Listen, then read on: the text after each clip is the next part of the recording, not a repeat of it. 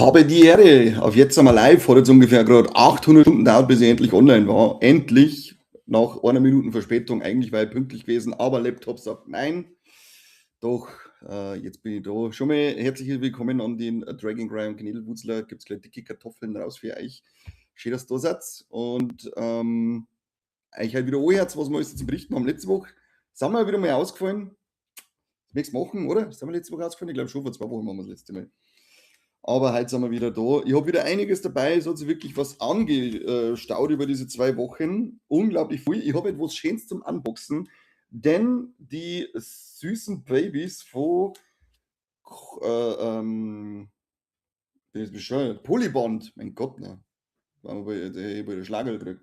Haben uns hier zu der zweiten Staffel Dan die Volume 2 geschickt. Die machen wir nachher miteinander auf. Natürlich haben wir Karten zum Aufmachen, ein paar Karten. Hier mal wieder wachsendes Chaos von Pokemons, extra für einen Sesslinger. Das letzte seiner Art, One Piece OP 15 und ein englisches Pokémon-Kartenset, das mir sehr nach Fälschung ausschaut, aber ist wurscht. Machen wir auf, schauen wir uns an, was da drin ist. Schauen wir uns an, was da drin ist. Dann verkaufen wir es an irgendeinen Deppen, der es nicht kapiert, dass es nicht original ist und machen wir fette Kohlen. So hätte ich es sagen. Wir fangen wieder an. Es gibt einiges an Trailer und einiges an Poster, mit denen starten wir jetzt dann auch gleich mal. Und dazu muss ich erstmal suchen, welche ich euch als erstes sage. Fangen wir einfach wieder mal an mit einem kleinen neuen Poster zu The End of Oak Street, der vom, wie heißt der, David Robert Mitchell im August kommt. Und ja, nach wie vor sage ich, das Ding schaut mega interessant aus. Was schreibt er? Wo bleibt denn der Chef? Da bin ich eh. Oder wen meinst du denn? Was ist da los? Verstehe ich nicht. Dazu gibt es ein neues Poster. Sie sind alle eigentlich immer relativ simpel gehalten, aber naja, lieber herzagt als nicht herzagt, oder? Da ich sagen. Genau, so ist es. Dann gibt es ein neuer Slasher namens Gatorface. The Perfect Crime has teeth. Und ja, da rennen Dinge Killer umeinander. Der hat eine Alligator-Maske auf, drum Gatorface. Und es sind ja echte Alligatoren da, also doppelte Gefahr. Ich bin gespannt, was das werden soll. Schaut sich einen Trailer an. Das ist wie so oft bei den Filmen, das kann voll geil sein, aber ein riesiger Käse. Zu dem nächsten Film habe ich leider kein Poster gefunden. Ich glaube, gibt es ja noch keins. Heißen nur der Junction Row, ist von Raven Banner, wird da mit released und es ist ziemlich Lovecraft-mäßig angehauchtes Ding. Man hat anscheinend ein bisschen Body Horror auch mit drinnen. Trailer schaut richtig, richtig düster und intensiv aus. Sucht Junction Row, schaut richtig geil aus. Bin zwar noch am Arbeiten, aber der Kassettenschwert läuft trotzdem nebenbei. Danke für die Spende, Baby. Gibt es wieder hier Fatty Potato und aber gescheit, Merz is very proud of you. Du bringst unsere Wirtschaft wieder voran. Das gefreut an Friedrich, ne? Der gute alte Friedrich. Nächster Trailer. Bisschen Anime-Shit haben wir auch dabei, denn zu Solo-Leveling, Beyond the System, das ist ja scheinbar eine Fortsetzung der Film, sogar zu der Serie, wenn ich das richtig gelesen habe. Ich habe die Serie noch nicht gesehen, ich habe nur vom Seppi gehört, dass die mega gut sein soll. Ist jetzt schon auf der Liste, werde ich wahrscheinlich nach My Hero Academia anschauen, die jetzt gerade läuft und dann werde ich mir das Ding nochmal einbauen, weil ich habe so viel Gutes gehört und der Trailer zu dem Film jetzt schaut auch richtig geil aus. Also ich bin neugierig drauf geworden und spätestens der hat es jetzt geschafft, dass ich mir diese Serie auf die Liste haue. Im Seppi glaube ich natürlich nichts, Seppi ist ein Ahnungsloser, das wissen wir alle. Hallihallo, der Klaus Schiller, aber der ist, servus. Dann haben wir den ersten Trailer zu Werewolf vom Robert Eggers und Leck mir in den Arsch rein. Das Ding schaut ja schon wieder richtig, richtig fies aus, also richtig räudig und dreckig und einfach, da glaube ich, ist kein Funken Freude in dem Film irgendwo vorhanden. Es schaut nur geil aus, ich bin richtig gespannt auf das Ding. Aaron Tyler Johnson nuckert, sowieso der nächste Grund, warum wir anschauen müssen, oder? Und ich hoffe auf eine richtig geile, mit Practical Effects gemachte Werwolf-Transformation, nicht so wie beim letzten Wolfman vom Wiedergeißen. Der Mister, der bei So dabei war, der wirklich den überragend guten, der Unsichtbare gemacht hat. Fällt mir sein Name nicht mehr ein. Wer seinen Namen weiß, schreibt mit den Kommentaren, mir fällt er noch mal ein. Aber den sein Wolfman war leider für mich eine absolut herbe Enttäuschung, vor allem was die Animationen angegangen ist oder die Verwandlungen. Totaler Witz gewesen. Und da habe ich schon riesige Hoffnung, dass Robert Eggers mit dem Grundmaterial wieder was richtig Geiles macht. Ich habe 3 Wochen Urlaub, ergänzt der Friedrich. Nedelwurzler, was soll das? Stinksauer. Als nächsten möchtest du noch erst am zweiten Tag eine Krankmeldung hören und nicht am ersten Tag. Also, ich weiß nicht, was mit dir los ist. Warum hasst du Deutschland so sehr? Das ist ja unglaublich. Weißt du, Lee Wanell, genau, so heißt er. Vielen Dank. Fette Potato. Das mag ich, dass ich so viele kluge Leute hier habe. Weißt du, Seise ist auch dabei. Hallihallo, sagen sie beide gleich. Aber Werwolf anschauen, kommt dieses Jahr zu Weihnachten, also versprüht ein ordentliches Weihnachtsfeeling. Ich habe gleich richtig Bock gehabt auf den Christbaum. Auf was ich mich richtig freue, natürlich im August Star Wars Visions The Ninth Jedi, die 9. Jedi. Trailer ist schon heraus. Ist ja jetzt eine komplette Serie zu einer Episode aus, glaube aus der 3. Staffel Visions. Und Star Wars und Anime, meine Katzen verprügeln sich wieder. Herz auf!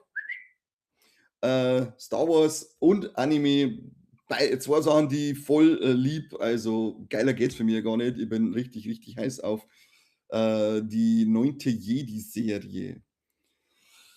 So, dann witziger, oder was heißt witzig, auf den bin ich auch gespannt. Full Night. Da geht es darum, dass die Sonne, ich weiß nicht, ob die Sonne kaputt ist oder explodiert oder was auch immer, auf alle Fälle gibt es kein Licht mehr auf die Erde und es ist immer Nacht und dann gibt es da so ein System, dass die Menschen freiwillig in Pflanzen verwandeln lassen, damit weiterhin Sauerstoff produziert werden kann. Und es ist anscheinend dann, es ist ziemlich düster und dystopisch. Mein Gott, nein. Das Kinder, wenn es daheim hast, ich sag's euch leid. Kinder, wenn es daheim hast. Und wirft er dann so, spielt er mit dem Gedanken, mit der Gedanken, mit der Verlust von Menschlichkeit und mit der Armut, wie weit das man dann eben geht, dass man überlebt. Trailer ist auch schon draußen und das Artwork finde ich auch geil, habe ich richtig Bock drauf. Und sei sie, haut einmal einen Zwickel aus, Potato und die raus, bisschen aufs Nüsschen, dafür gibt es in Weigendorf einen Knutscher. Weigendorf, übrigens käme Weigendorf, geiles Festival. Warte, da muss ich nur ein Herzteil drauf machen. Haben wir mal ein Herzteil drauf gemacht. Anime News haben wir heute übrigens sehr viel dabei. Also da war ja irgendeine Expo, ich weiß zwar nicht, wie die heißen, da haben sie einiges ausgeballert. Wo es auch richtig gut ausschaut, der Trailer zu Cyberpunk Edge Runners, die 2. Staffel. Schaut euch den Trailer an, das ist einer der geilsten Trailer, die ich in den letzten Wochen gesehen habe. Der Score dazu, wie er geschnitten ist, bombengeil. Bin richtig heiß auf die 2. Staffel, vor allem, weil die Macher ja gesagt haben, sie soll noch mehr die Leute traurig machen, als ich schon die 1. Staffel gemacht habe. Finde ich eine sehr fragwürdige Ambition, aber ich bin gespannt darauf, ob sie es wirklich schaffen. Was cool ist hier, die Person in Le Mythe, der schaut nicht zufällig aus wie eine Figur aus Naruto, nämlich ist die Figur optisch und auch von seinem Werdegang her ziemlich nah am Sasuke angelehnt. Da bin ich auch schon sehr gespannt, was für Parallelen das wir dann zwischen den 2 Figuren haben. Age Runners im Herbst 2026. Ich bin richtig, richtig heiß. So, ich muss mal kurz gucken, ob ich alle Trailers und so weiter habe. Trailers, aber ich glaube nicht, irgendwo soll es noch geben. Genau hier, diese Batman Nightfall. Ich habe die Comics gelesen, darauf basiert ja The Dark Knight Rises im weitesten Sinn, sage ich jetzt mal. Die Comics kann ich nur empfehlen, müsst ihr unbedingt mal lesen, die sind richtig, richtig fett. Und kriegen jetzt eine R-rated Animationsfilmreihe, also auch 3 Teile, so wie die Comics, die gibt es in 3 so fette Sammelbände. Ach, ich habe die damals verkauft, jetzt hätte ich es gern wieder im Regal drin stehen. Schaut sich den Trailer an, der schaut schon gut aus. Bin sehr gespannt, was uns da dann erwarten wird bei dem Teil. Und was kurz bevor der Kassettenstream losgegangen ist, Kassettenschmerz, jetzt gekommen ist, ist der Trailer zu der Fortsetzung von Avatar, Aang, The Last Airbender, ist ein kleiner Trailer mit rausgekommen. Geil zeichnet, geiler Stil. Ich bin gespannt. Ich war jetzt nicht so der überragend Riesenfan, wie es viele sind davor, aber ich habe die Serie doch gern angeschaut und freue mich ja, dass da weitergeht, vor allem wenn es eine gute Qualität hat. Und der Trailer macht auf alle Fälle schon mal richtig, richtig Laune auf mehr. Und ich habe die 2. Staffel von der Realserie schon gesehen. Die wird ja auch ziemlich gesagt, was ich mitgekriegt habe.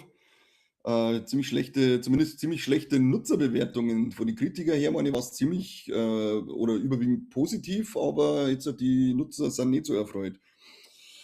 Den Edge-Runners 2 Trailer habe ich mir sogar dreimal hintereinander angeschaut. Hat es noch einen Trailer gegeben, gestörter Breaking Bad like Anime mit cute Anime Girls. Ja, den habe ich sogar später nur bei den News dabei, können wir dann gleich aushauen, wenn du Spoilers, danke dafür. Jimito Saiko, wie er schreibt, ich fand eigentlich die Beschreibung von dem Anime ganz cool. Ich glaube, ich habe sogar ein Beutel dazu, ja, genau hier. Da habe ich gar nicht mehr ausgesucht, außer die Beschreibung Kids doing drugs. Also es soll zwar natürlich keine verherrlichende Sache sein, aber ziemlich Kinder auch wieder total verwahrlost und Armut und kommen halt dann in Kontakt mit Drogen. Und da bin ich auch wieder gespannt, weil wir wissen ja mittlerweile, was Animes aus manchen Themen machen können. Und das kann schon wieder sehr spannend werden und vielleicht auch sehr berührend oder total abdraht. Das Poster schaut auf alle Fälle aus, als wäre es der fröhlichste Shit überhaupt. Aber ich glaube, dass wir da schon wieder in die Richtung gehen, dass es am Ende des Tages äußerst deprimierend wird und sie uns da wieder einen krassen Kontrast zwischen Optik und Handlung liefern. Und der Chainsmoker Cat Anime kann da interessant sein. Ja, der ist auch, also der schaut auch richtig geil aus. Da geht es um eine Dame, die so, ja, so halb Mensch, halb Katze ist, aber überwiegend, ich glaube, sie hat eigentlich nur so ein bisschen so Katzenform, Gesichtsformen mit dabei, spitze Ohren, Nosen und so. Und sie ist Kettenraucherin und ich habe jetzt auch schon gelesen, dass die ersten Stimmen in Japan ziemlich angewidert sind von dem Anime, weil er anscheinend ziemlich eklig sei, so teilweise. Ich habe dann so Beutel gesehen von Kackwürstchen, wo da irgendwo lauter Zigarettenstumpel drinnen stecken. Keine Ahnung, was das wieder wird. Gibt es auch schon einen Trailer oder das Intro kann man sich auch anschauen. Das Intro ist voll geil, weil das ist ähnlich wie bei Chainsaw Man. Da sind ganz viele markante Szenen aus Filmen, die man kennt, eins zu eins in diesen Anime übertragen worden mit der Hauptfigur dieser rauchenden Katz. Voll cool. Also müsste ich unbedingt mal ein Night ziehen. Wie heißt die Chainsaw Smoker Cat? Chainsaw Smoker, ja, genau. Doch, Chainsmoker, so, Chainsaw, ich kenne mich nicht mehr aus. Lauter Chains sein, lauter Chains. Was haben wir noch gehabt? Ein Trailer zu Hungry. Haben wir wieder mal einen Tierhorror. Da gibt es ja, glaube ich, sogar zwei, die da aktuell in Arbeit sind mit wild gewordenen Hippos, die Leid fressen. Der Hungry ist jetzt, glaube ich, auch schon irgendwo digital verfügbar, zumindest in Amerika. Also mit VPN kann man sich da schon mal was anschauen dazu. Und dann, wie heißt der andere? Hast du vielleicht Hungry Hippos? Weiß ich nicht mehr genau. Bin gespannt. Also da kann man überhaupt nichts darunter vorstellen. Trailer hat irgendwie cool ausgeschaut. Ich glaube, dass da ziemlich viel bei dem ziemlich viel Practical Effects dabei sind und davon lebt in meinen Augen so ein Tierhorror immer. Oder sehr, sehr, sehr viel auch, wenn das handgemachte Tiereffekte sind und ich nicht gerade so um CGI-Viech die ganze Zeit zuschaue, weil da habe ich dann überhaupt kein Feeling, dass ich da wirklich eine Gefahr oder so davor ausgeht. So, das könnten jetzt schon langsam alle Trailer gewesen sein. Ich weiß gar nicht, ob ich verzeiht habe, dass zum One Piece Remake-Trailer draußen ist. Habe ich das letzte Woche verzeiht oder vor 2 Wochen? Ich weiß gar nicht mehr, es ist so lange her. Auf alle Fälle verzeihe es einfach nochmal zu One Piece, dem Remake, das nächstes Jahr im Februar, glaube ich, losgeht auf Netflix. Gibt es mittlerweile den ersten Teaser und ja, der Stil schaut, also das schaut richtig geil aus. Das ist wirklich wunderschön. Wobei ich trotzdem sagen muss, ich mag den alten Look von One Piece einfach gern. Damit bin ich groß geworden, deswegen wird das immer mein Favorite bleiben. Aber natürlich schauen wir uns das Remake an, oder? So, zap, zarab, das waren alle Trailer und Poster und Teaser. Jetzt habe ich mal für die Castings, die jetzt schnell verzeihe, habe ich jetzt einmal keine Beutel ausgesucht, weil jeder weiß, wie der Leonardo DiCaprio und der Christian Bale ausschauen. Und falls du es nicht weißt, dann schaust du jetzt halt nach und merkst es gefälligst, weil das da überragend gute Größen in Hollywood sind, die muss man einfach kennen. Die sind jetzt halt für die Heat-Fortsetzung, Heat 2, gecastet worden.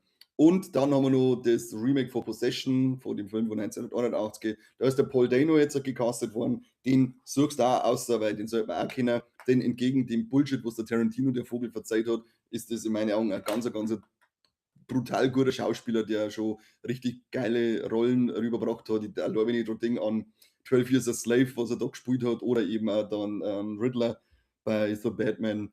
Weiß nicht, was da zum Eitern gibt, Tarantino, komm over von dem hohen Rost, du Vogel. Jetzt gehen wir gleich zu die News rüber schwappen. Was haben wir alles für News? Da muss ich jetzt wieder ein bisschen umeinander schauen. Weil jetzt zum Teil habe ich Beutel gesucht und zum Teil nicht, weil ich einfach keine Lust mehr gehabt habe, dass ich 8 Milliarden Schweinetapes hier offen habe. Tabs und deswegen begnügt euch mit dem, was kriegt und ansonsten schaut es mal wunderschön. Jetzt verschwitztes Gesicht, du, hier drin hat schon wieder eine Affenhitze. Was soll das überhaupt schon wieder mit heiß werden? Hey? Ich hab mich jetzt schon wieder darauf gewöhnen können, dass es endlich kühl ist und jetzt soll ich schon wieder die ganze Zeit an grausamen Hitzetod sterben, oder wie? Ah, naja. Naja, teilen. Teilen müssen wir wieder. Teilen macht Spaß. Wir haben die ersten Bilder, den ersten First Look zu der animierten Ghostbusters-Serie Night Shift. Hier mal so riesiger Geist, der Leid umeinander trockt. Schaut auch schweinegruselig und gefährlich aus, das Monster. Und dann haben wir da noch von der Gang einen ersten Blick. Die haben anscheinend irgendeinen Geisterhund dabei. Gehe mal stark davon aus, dass es ein Geisterhund ist und kein normaler. Ich habe keine Ahnung, ob das irgendeine Verbindung hat zu irgendwas, was bei Ghostbusters bisher besteht. Mal gucken, werden wir dann, wenn es endlich mal rauskommt, schon erfahren. Hier haben wir dann noch eine Serie, auf die ich mich sehr gefreut, nämlich The Drop, a Snowfall Saga. Und die Serie Snowfall kann ich nur empfehlen, die ist richtig, richtig geil gewesen. Drama über, ich glaube, Frank hat er geheißen. Frank? Ich glaube schon, Frankie? Frankie. Na, jetzt weiß ich seinen Namen noch mal, ist eh wurscht. Der anfängt mit Grasdealen in seiner Nachbarschaft und dann ins Koksgeschäft einsteigt und das halt immer größer wird oder natürlich immer mehr Kasala passiert und dann ist die Regierung nur mit involviert. Ist auf Disney Plus zum Schauen, kann ich nur empfehlen. Snowfall sollte man sich mal anschauen, wenn man mit diesen Drogen- und Ghetto-Thematik ein bisschen was anfangen kann. Sehr, sehr starke Serie und ich freue mich jetzt auf dieses Spin-off. Der Kollege, der da hinten auf dem Auto sitzt und sieht euch vorne, die zwei waren auf alle Fälle in der Hauptreihe dabei, die anderen zwei glaube ich jetzt nicht, zumindest kann ich mich nicht an sie erinnern. Nächste News, aber die wieder sehr cool finde, ist, dass Zach Cregger und jetzt muss ich kurz schauen, wie der geheißen hat, der Brian Duffield, die arbeiten an einem Film zu Siren Head. Das ist anscheinend auch so ein riesiger Internet-Hype. Ich bin da aber nicht so involviert. Ich glaube, ich habe es nicht so der Creepypasta-Sache. Und Zach Cregger und Brian Duffield, die schreiben miteinander jetzt gerade das Drehbuch. Cregger wird dann nur produzieren und der Duffield wird Regie führen. Den müsst ihr mal schauen, der hat 2 Langfilme gemacht, die haben mir beide jetzt noch nichts gesagt. Ich weiß jetzt aber nicht mehr auswendig, wie die heißen. Aber wenn der Cregger da mitschreibt, dann ist da auf alle Fälle schon mal das Ding in guten Händen. Und ich finde, das schaut so schon ziemlich verstörend aus, das Viech. Ich bin gespannt, wie das dann ausschauen wird, wenn sie es auf die Leinwand bringen. Ein Film für Fans von Scheißen und Kämpfer. G.I. Joe ist jetzt offiziell bestätigt, dass es einen weiteren Film gibt, dass er gerade in Arbeit ist. Und man möchte ein bisschen weg von der humoristischen Note, die die anderen Teile gehabt haben, und hin zu ein bisschen ernsteren Agenten, Action, Thriller, keine Ahnung. Mal gucken, da lasse ich mich einfach überraschen. Da habe ich jetzt halt nicht wirklich irgendwelche Erwartungen dran. Ich fand das Spin-off, glaube ich, oder Snake, wird da irgendwie Snake Eyes oder so geheißen, den fand ich meine ganz cool, wenn ich das richtig in Erinnerung habe. Ansonsten waren die Filme jetzt halt nichts Weltbewegendes, sondern gemütliche Kost für zwischendurch, da die sagen. Godfather of Harlem, die Serie endet jetzt dann mit einem 2-Stunden-Finale. Es gibt jetzt, glaube ich, 4 Staffeln und zum Abschluss hat es geheißen, gibt es jetzt eine große 2 Stunden Abschiedsfolge, Abschiedsfilm, wie auch immer. Habe ich noch nicht reingeschaut, was ob irgendjemand von euch gesehen hat. Falls ja, haut es mir in die Kommentare ein, wie ist die Serie? Das hat mich nämlich interessiert. Ich habe es schon immer so mit einem Augen, wenn man Hauptdarsteller anschaut, gell, mit einem Augen, begutachtet, oder im Blick gehabt, aber nie wirklich den Drive gehabt, dass ich jetzt einmal anfange und das Ding da anschaue. Naja, wenn es was nicht sagt in die Kommentare, dann werde ich es wahrscheinlich nie anschauen. Also einen in die Kommentare, falls ihr wollt, dass Godfather of Harlem einen Zuschauer mehr hat, nämlich mich. Dann haben wir Vajana, kriegt einen 3. Teil, noch bevor der Realfilm jetzt angelaufen ist.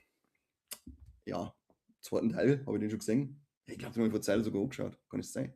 Ich weiß es nicht. Auf alle Fälle ist ich vielleicht hängen geblieben. Naja, 1. Teil ist aber cool, mit cooler Musik, den mag ich. Bin gespannt auf die Realverfilmung. VHS geht in die 9. Runde und wird mit seinem Film in diesem SCP Foundation Universe jetzt sein. Und das ist, glaube ich, für so Underground-Filmmacher, Horrorfilmmacher, wo sie ein bisschen sie austoben können und sie vereinigen und miteinander arbeiten, soweit ich das richtig gelesen habe. Keine Ahnung. Kann der völliger Bullshit sein, was ich gerade erzähle. Sucht euch aus, was das SCP ist und, freut sich einfach drüber, dass wir einen weiteren VHS kriegen, weil die Reihe einfach nicht an Qualität verliert. Für mich einen Durchhänger bei Viral, aber ansonsten eigentlich kontinuierlich eine geile Qualität, diese Filmreihe, dieses Franchise. Drum freue ich mich auf das nächste Teil von einer. Immer her damit. One Piece Staffel 3 ist abgedreht und im Hintergrund schaut's her, haben wir auch schon unser Crocodile. Da freue ich mich schon riesig drauf, wenn wir die Serie endlich kriegen. Man hat ja gleich mal ein bisschen einen Blick auf ihre Kostüme, die sie dann im Alabaster Arc tragen werden. Und ich bin sehr gespannt, was am Runden haben wir irgendwas Besonderes. Paradise Shipping. Ich kann es einfach nur anschauen die ganze Zeit. Ich freue mich so sehr auf diese Realserie. Also die zweite Staffel fand ich so überragend gut. Mir jetzt mal sofort nochmal anschauen. Sofort nochmal anschauen. Dann hat Netflix noch eine Staffel verlängert einmal. Nicht abgesetzt, sondern Netflix hat eine Staffel, eine Serie verlängert, nämlich die Serie Nemesis geht in eine zweite Staffel. Man glaubt es kaum, dass Netflix mal was verlängert und nicht sofort absagt. Was macht Netflix noch? Netflix hat sich die Rechte an der Spielereihe Persona geschnappt und macht dazu jetzt eine Realverfilmung beziehungsweise eine Serie.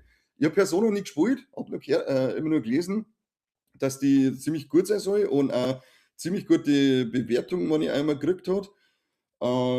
Ich kenne nur ihn da, ich glaube, er heißt Joker, weil es den bei Super Smash Bros. Ultimate gibt und ja, wenn es da noch mal rauskommt, schauen wir, warten wir mal auf den Trailer, dann schauen wir weiter, oder? Da ich sagen. Hat irgendjemand Persona gespielt?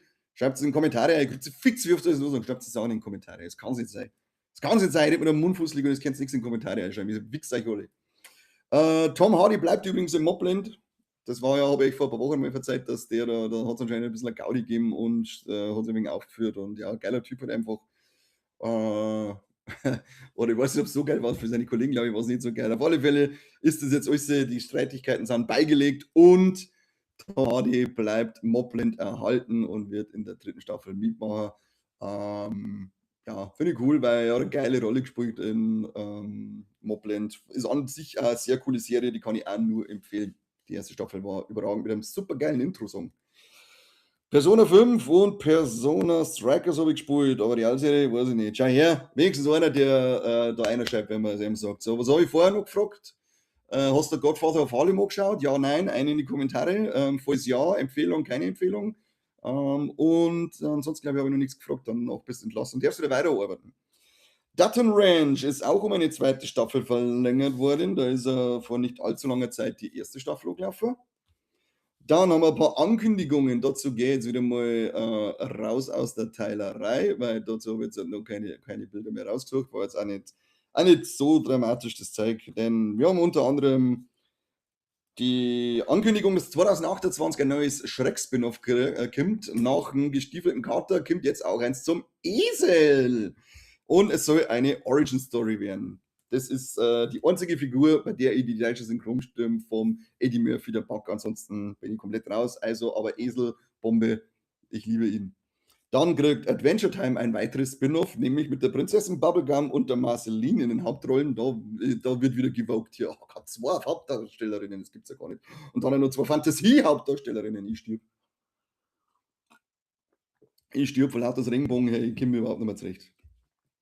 Daredevil Born Again Staffel 3 bringt wieder eine alte Bekannte zurück, nämlich die Elektra, und sie wird wieder gespielt von der Elodie Young.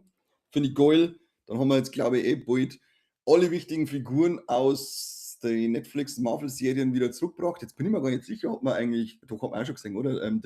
Rosario Dawson in ihrer Rolle, hat man die in der aktuellen Daredevil-Serie schon mal gesehen? Ich weiß es nicht mehr. Verdammt, Alter, verdammt. Wenn es irgendjemand weiß in die Kommentare, was schreibt der Gnädelwurzler? Ich habe Shade sagt er schon wieder, Shade. Lauter Weitler haben wir da. Ich habe schon Twisted Metal, The Long Walk und Predator Badlands gesehen. Twisted Metal muss ich noch in die zweite Staffel reinschauen. Die erste war cool, ich habe gehört, die zweite soll ziemlich ein Käse sein, ist aber auch mal dritte verlängert worden. Long Walk fand ich auch ziemlich, den fand ich unerwartet hart, damit habe ich überhaupt nicht gerechnet, dass der so prügelhart ist. Und ja, Predator Badlands, Bombe, oder das Ding, das macht einfach nur Spaß. Ich freue mich da schon auf mehr aus diesem Universum. Dann haben wir noch, ich habe euch ja heute schon erzählt, dass wir ja die Nightfall-Filme kriegen. Dann sind ja noch 3 DC Animated Series angekündigt worden. Unter anderem eine mit dem Goodest Boy of Good Boys, nämlich Crypto. Dann haben wir Absolute Batman, kriegt eine eigene Serie. Das ist ja eine Comicreihe, die unglaublich beliebt und unglaublich gut sein soll. Da bin ich schon sehr gespannt. Und dann der absolute Lieblingsbösewicht wahrscheinlich von den meisten im DC-Universum, Joker, kriegt eine eigene Serie. Joker Love Riot heißt die Serie. Da bin ich schon sehr gespannt. 3 so Dinge raushauen. Aus dem Nichts ist ja Crazy as Fuckboy. Puh, News ohne Ende. Ich habe euch gesagt, einen ganzen Haufen haben wir heute dabei hier. Dann Conan der Barbar kriegt seine eigene Serie auf Prime. Unter anderem von dem Typen, der die Primal-Serie macht, die ja auch überragend gut sein soll. Die läuft auf HBO Max. Habe ich noch nicht reingeschaut, aber auch nur kurz gehört. Vor allem die aktuelle Staffel, die soll ja das Beste, eines der besten Sachen überhaupt sein. Ist in Zusammenarbeit mit Cartoon Networks, wer das noch kennt. Dann haben wir noch ein Sequel zu What We Do in the Shadows. Bei uns heißt der Fünf-Zimmer-Küche Sarg, glaube ich. Gibt es eine geile Serie auf Disney Plus, die ist wirklich sehr witzig, finde ich wesentlich besser oder hat mir persönlich viel besser gefallen, als es der Film da hat. Macht viel Spaß und was mir jetzt noch gefreut, da ich da mittlerweile voll drinnen bin, ist Invincible ist jetzt auch um Staffel 6 verlängert worden. Puh, das waren alle normale News. Jetzt gehen wir rüber zu die Anime-News. Da haben wir auch noch mal ein bisschen was. Und ich bin da jetzt einfach so frei und fange mit der Anime-News an, die mich persönlich am meisten gefreut, als ich die gelesen habe. Denn es ist jetzt offiziell, dass es eine zweite Staffel zu Witch Hat Atelier geben wird. Und das ist einer der schönsten Animes, den ich seit langem gesehen habe. Kann ich jedem nur empfehlen. Unglaublich schöne Geschichte, tolle Figuren, äh, toller Animationsstil, unglaublich krass gut. Also, wer den noch nicht gesehen hat, sollte unbedingt reinschauen, weil der so toll ist. Und es freut mich, dass eine zweite Staffel kommt. Knädelwurzler, was verzeiht er? Was verzeiht er ihm? Patschau. Die Serie ist super. Hochliebe die prächtige Eule. Prächtige Eule. Wo bist jetzt du? Ich komme jetzt gerade noch mal mit. Du bist jetzt, glaube ich, gerade irgendwo anders und nicht da, wo ich bin. Dann ist jetzt auch offiziell dein Starttermin für Delicious in Dungeon. Zweite Staffel kommt im Oktober 2027 erst. And nobody got so much time to live anymore. Aber habe ich mal zufällig auf Netflix hab mir gedacht, ja, lass das mal nebenbei laufen. Und der hat mich dann hat wirklich voll mitgenommen und was heißt mitgenommen, fesseln können. Das sind ganz sympathische Figuren. Da ist ja die deutsche Synchro, finde ich voll cool. Ja, und sie killen halt die ganze Zeit irgendwelche Monster in irgendwelche Dungeons und kochen die dann. Der Zwerg, der dabei ist, da kann ich mir voll geil herrichten. Und da denkst du, ja, geil, ich mag jetzt auch Ogerwammerl essen oder selbst. Bitte, gib. Also, schaut euch das Ding an. Und nächste dann die zweite Staffel. Ach, What We Do in the Shadows, ja, bombengeil. Also, ich habe auch wirklich sehr viel Spaß mit der Serie gehabt. Auch nichts erwartet von dem Ding. War auch so eine Serie, die man einfach mal für nebenbei eine da hätte. Und ja, nichts nebenbei. Du schaust das Ding jetzt halt mit Full Concentration. So, offizielles Teaser-Visual zu Sakamoto Days Staffel 2 ist nämlich jetzt auch offiziell bestätigt, dass die im Januar 2027 kommen wird. Aha, aha, da freue ich mich auch schon. Ah, cooler Anime.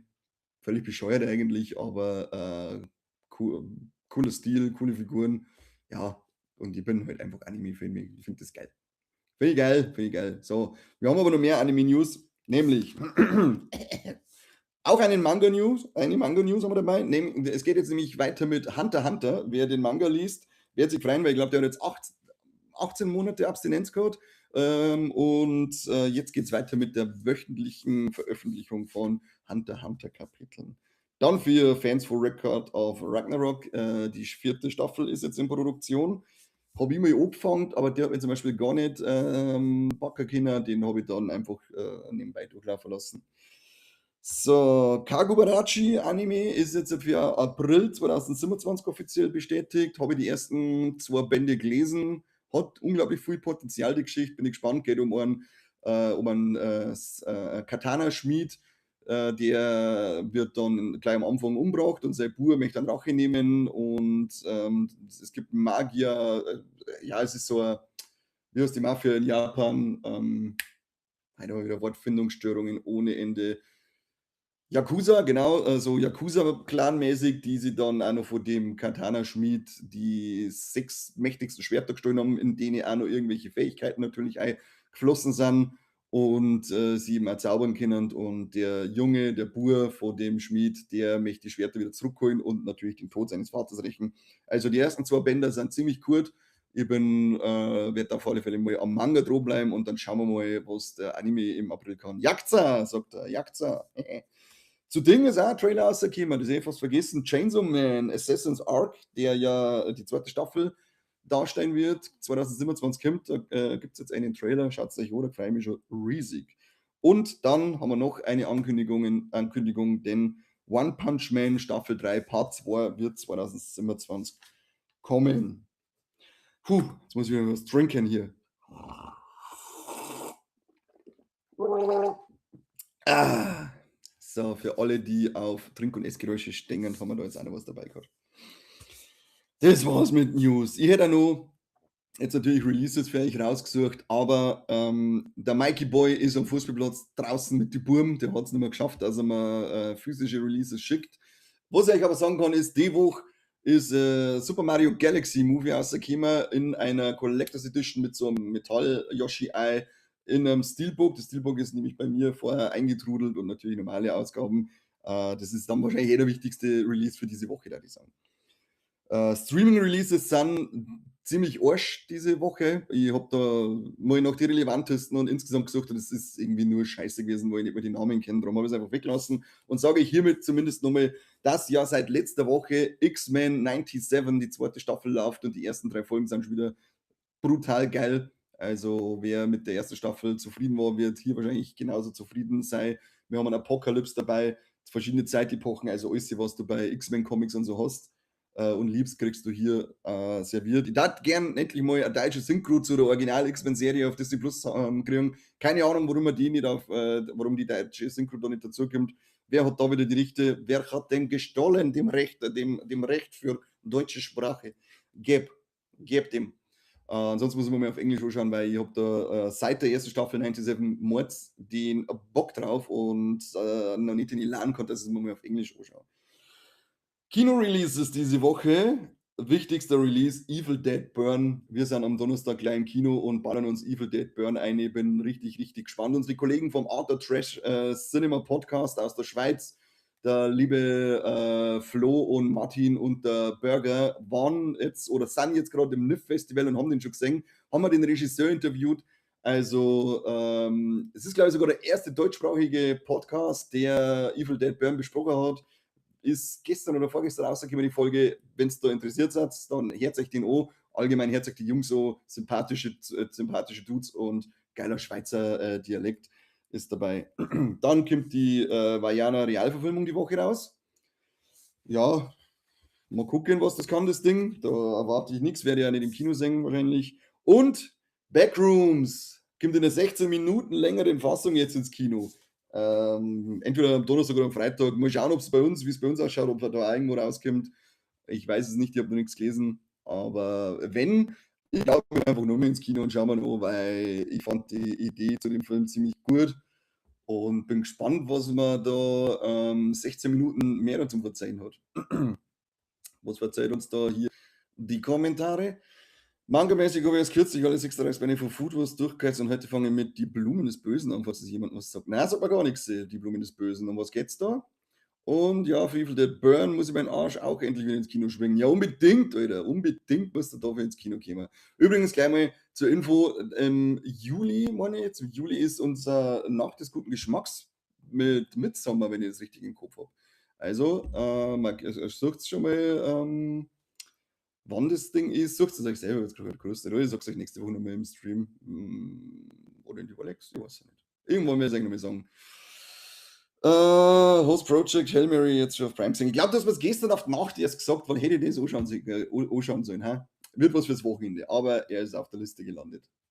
So, Streaming-Charts vom 26. Juni bis 2. Juli. Platz 10 ist The American Experiment, die erste Staffel auf Netflix, sagt man nichts. Dann haben wir Apple TV mal in die Top 10 mit Cape 4, da auf Platz 9. Und das soll ziemlich geil sein. Das ist ein Remake von dem gleichnamigen Film, produziert von Martin Scorsese und Steven Spielberg.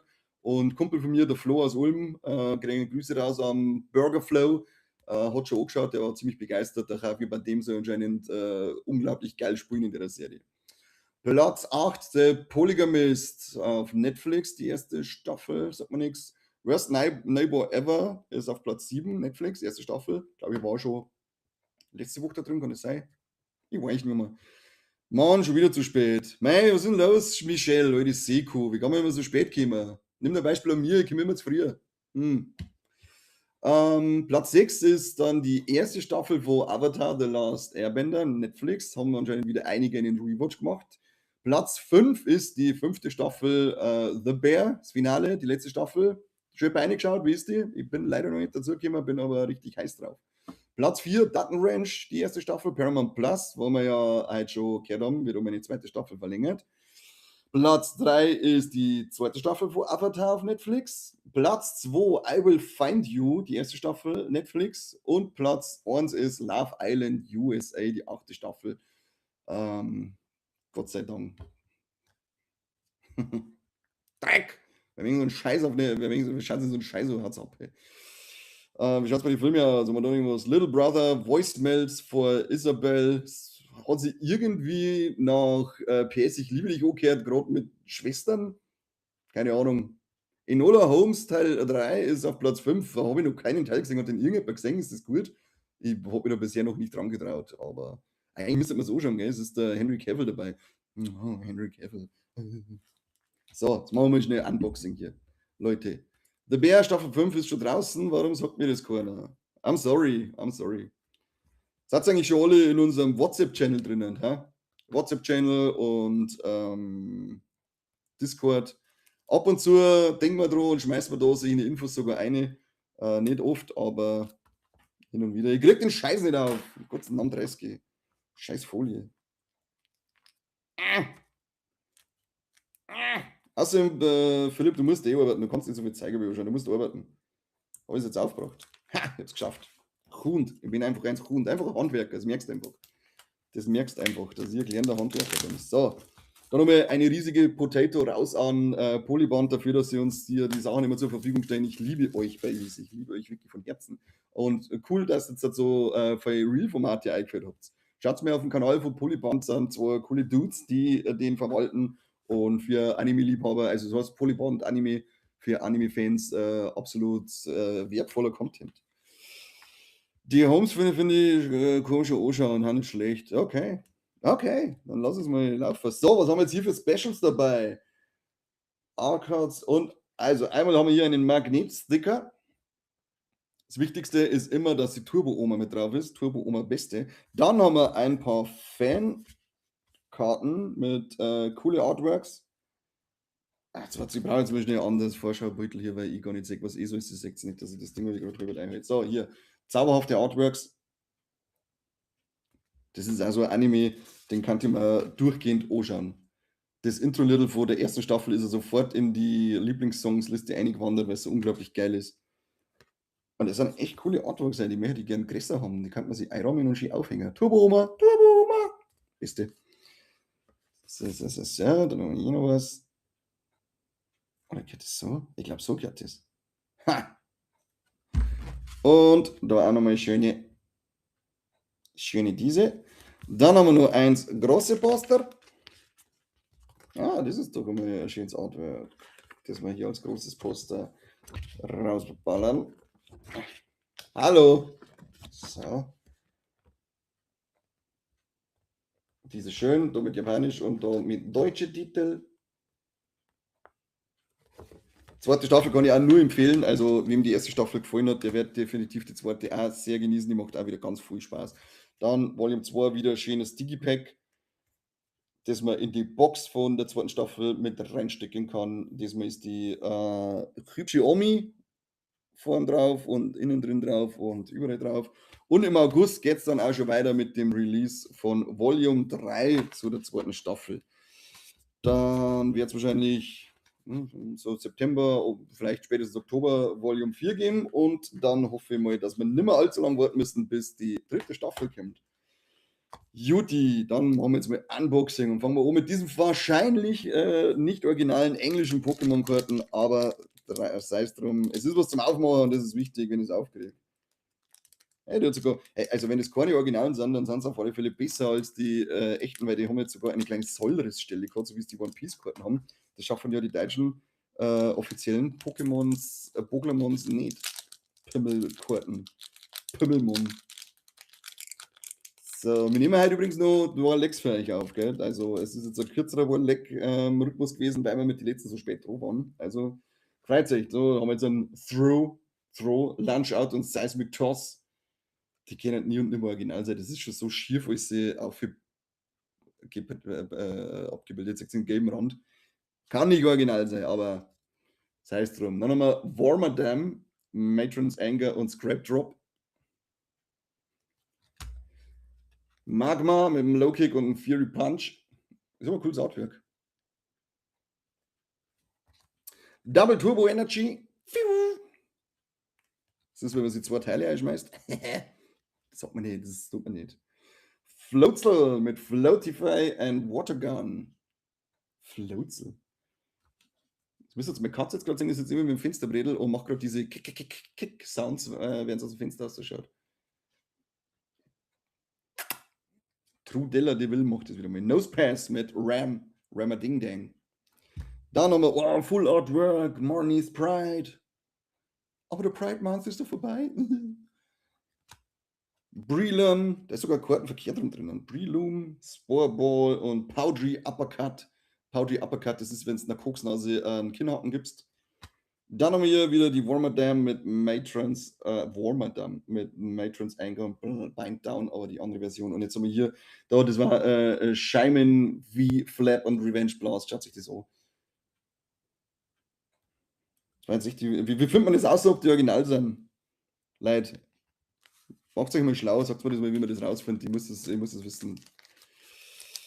So, was sagt der? Die Manga-Schuber von da haben so geil ausgeschaut, dass ich mir die einfach gekauft habe. Echt? Schick mal ein Beutel da, die habe ich nämlich gar nicht gesehen. Aber da gibt es viel so geile Schuber von den Manga-Dinger. Ich denke mal bei One Piece zum Beispiel, aber wenn es halt längere Reihen sind, dann bist du einfach nicht fertig mit meinem Kauf von den ganzen Zeug. Ich kaufe es einfach einzeln und schiebe es ins Regal rein.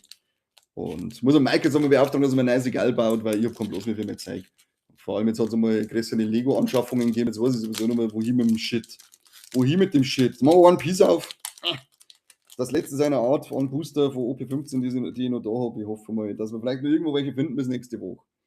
So, der Octa-Balloon, den haben wir, glaube ich, letztes Mal schon drin gehabt. Danke für nix. Absalom.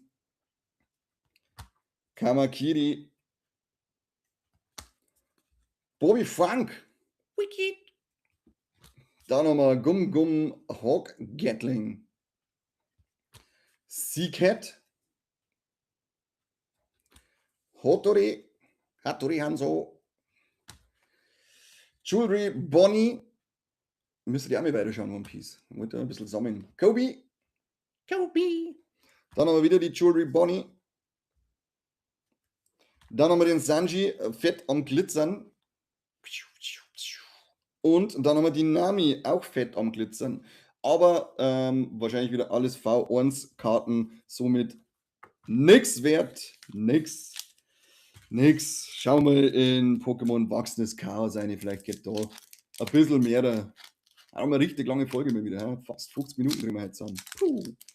Sollten wir so gerade alle 2 Wochen machen, was man sieht, oder bleiben wir bei dem wöchentlichen Rhythmus? Ich glaube, wöchentlich bleiben, oder? Das ist mir fast zu lang, wenn ich da über 3-4 Stunden sitzen muss. Und danach muss ich noch aufnehmen. Ha? Und Geld kriege ich auch keins dafür, weil sie so knickert sind. Außer der Seise und der Philipp halt. Vielen Dank. Alle anderen Knicker, die Ruhe, die Teufel. So, was haben wir hier? Viscora mit Absorber. Donphan, schonungslos und schmetternde Kopfnuss. Und ich glaube, Donphan war das erste Pokémon von der 2. Generation, das man in der Serie gesehen hat, oder? Wo alle so, wow, fuck, Alter, es gibt 151, was tut das Viech jetzt da? Komplett mindblown damals, das waren noch Zeiten. Paragoni, tückische Entwicklung und dann grummelt man ein wenig. Und Ratytox, Säurespeier. Deoxys, Genomaufladung und Psychokinese. Die Angefluid. Ich glaube, die habe ich auch schon. Metacross mit Zurückprallen und Metallhammer. Mhm. Jetzt kommen die Glitzerkarten. Emolga, was ist das mit kleine Besorgung und Himmelsgabe? Kleine Besorgung habe ich noch gemacht, bevor ich angefangen habe. Xerneas mit Geostorm und dann Nitro-Energie. Hey, nur über diese Schweine-Energiekarten, was meine ich denn mit denen? Gibt's dazu mal die 1000 € Karten rein? Was ist mit euch? Ja, sagt es, wir werden wieder nicht reich hier.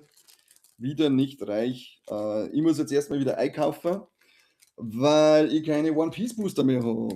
Verdammt, ich hätte eigentlich sogar für ein Ding, für Naruto ein Display gekriegt oder bestellt.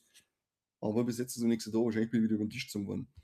Im zweiten Film hat man da Anfang gesehen. Ja, genau, da war das. Und ich glaube, das hast du sogar im Trailer schon gesehen. Kann es sein? War das irgendwie, war das im Trailer oder war das am Schluss, dass er von mir da war? Auf alle Fälle, bevor wir die Spiele gehabt hat, war das Ding da. Das war überragend geil damals. So, vielen Dank an alle, die zugeschaut haben. Heute unsere neue Folge. Wer bist denn du? Mit dem Ecker Florian, der die Kurzfilme Trud und Krampus gemacht hat. Und Krampus haben wir ja, also Trud haben wir schon im Fright Nights Festival in Österreich gesehen. Übrigens, geiles Festival, sollten wir hinfahren. Und Krampus haben wir jetzt dieses Jahr im Hardline gesehen und es sind so unglaublich geil, krass gute Filme gewesen. Und halt noch cooler, der wohnt von mir Luftlinie wahrscheinlich 20 Kilometer maximal weg aus dem Rottei, richtiger Rottei-Buffet. Cooles Interview, das der Mike und der Corby da gemacht haben mit ihm und er ist ein ultra sympathischer Kerl. Sein Bruder hat eine Band namens Sucking Leech, also wer ein bisschen schweinige Quicke mag, der hört sich mal Sucking Leech an, machen Spaß, rumpen geil umeinander. Dann haben wir eigentlich nichts mehr. Na, sonst war es, glaube ich. Heute nehmen wir noch Warlex für euch auf. Morgen, stimmt, die Info habe ich fast vergessen. Morgen endlich wieder Talkthrough. Seppi kommt zu mir nach Hause. Wir werden hier zu zweit werden wir sitzen, eng umschlungen und endlich wieder mal einen Talkthrough machen. Denn es ist jetzt wirklich, ich glaube, den im Mai haben wir keinen gemacht, im Juni haben wir keinen gemacht. Also es wird endlich wieder Zeit, dass wir einen Talkthrough machen. Drum, halt's die Ohren offen. Ich werde es euch morgen sagen, posten. Also 19:30 Uhr ist er, aber ich werde es dann morgen auch durch einen Post nochmal erinnert. Vielen Dank an alle, die zugeschaut haben. Dickste Potatoes gehen raus und eigentlich nur dickere an die edlen Spender. Und dann hören und sehen wir uns bald. Macht es gut. Küsschen auf eure Nüsschen. I love you all.